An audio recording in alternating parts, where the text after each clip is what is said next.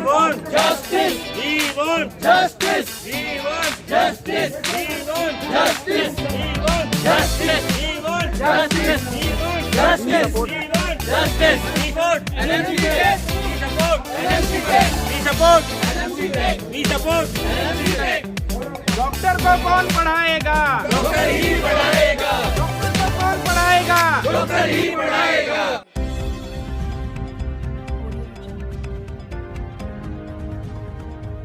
जो संगठन है ये आया है और ये बहुत गंभीर बात उठा रहे हैं। ये कह रहे हैं कि जितने मेडिकल कॉलेजेस हैं उनके अंदर ऐसे लोग पढ़ा रहे हैं जिनका मेडिकल से कोई वास्ता नहीं है, यानी डॉक्टर्स को ऐसे लोग पढ़ा रहे हैं जो खुद डॉक्टर नहीं है। इस विषय पे बात करेंगे और कोर्ट की भी बात कर रहे हैं, ये साथ में ये भी बात कर रहे हैं कि किस तरीके से मिनिस्ट्री के अंडर में ये सब कुछ हो रहा है और उनकी जानकारी में हो रहा है और उसके बाद भी भविष्य से खिलवाड़ किया जा रहा है जो छात्र हैं उनके। सर क्या नाम है आपका? मेरा नाम डॉक्टर अख्तर है। क्या ये सब क्या है सर? ये जो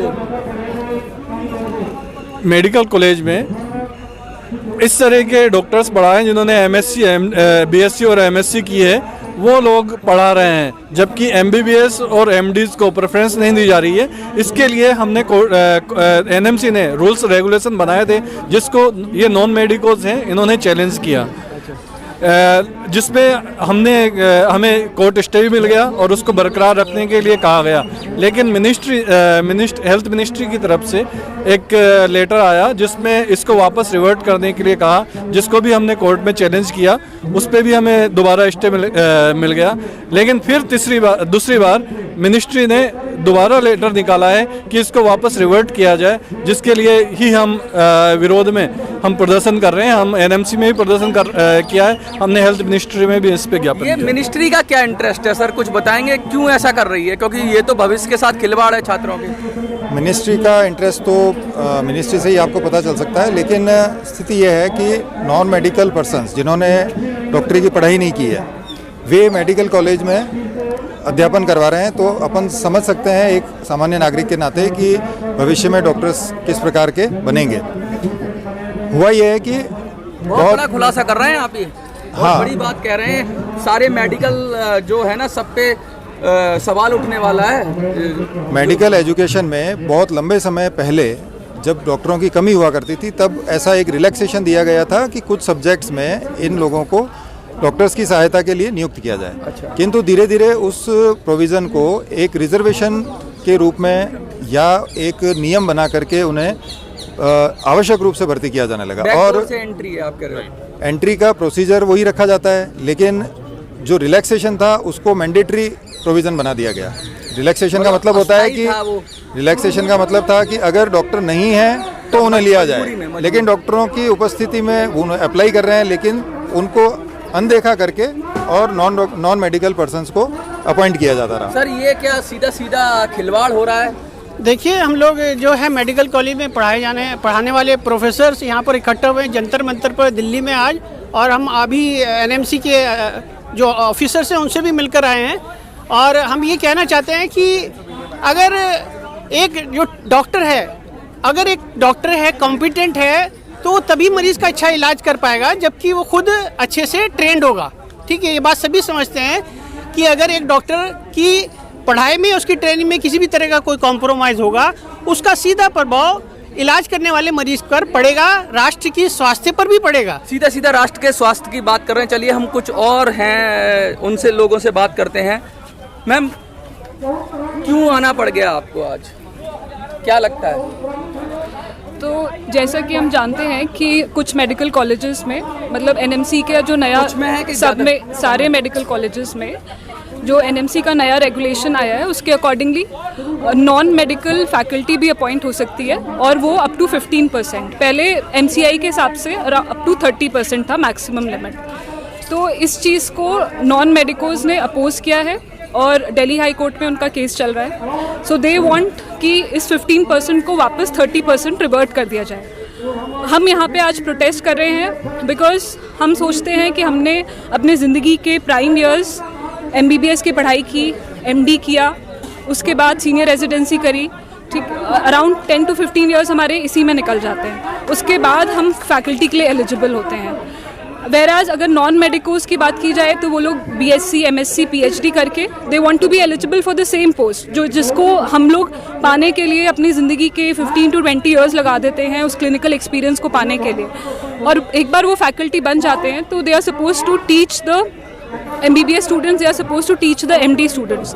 उनको पढ़ाने के लिए, उनको एक काबिल डॉक्टर बनाने के लिए हमें एक क्लिनिकल एक्सपीरियंस की ज़रूरत होती है जो हम लोग एज डॉक्टर्स अपनी पढ़ाई के दौरान उसको गेन करते हैं। वो चीज़ नॉन मेडिकोज में लैकिंग होती है। उन्होंने कभी पेशेंट्स देखे नहीं, उन्होंने कभी किसी को ट्रीट किया नहीं, तो वो एक डॉक्टर को बनने में, उसको एक काबिल डॉक्टर बनने में और कल को ज़िंदगी मौत के केसेस अगर डॉक्टर देख रहा है तो उसको कैसे काबिल बनाएंगे नॉन मेडिकल्स। तो हमारा यही बड़ा खिलवाड़ है आपका। बिल्कुल।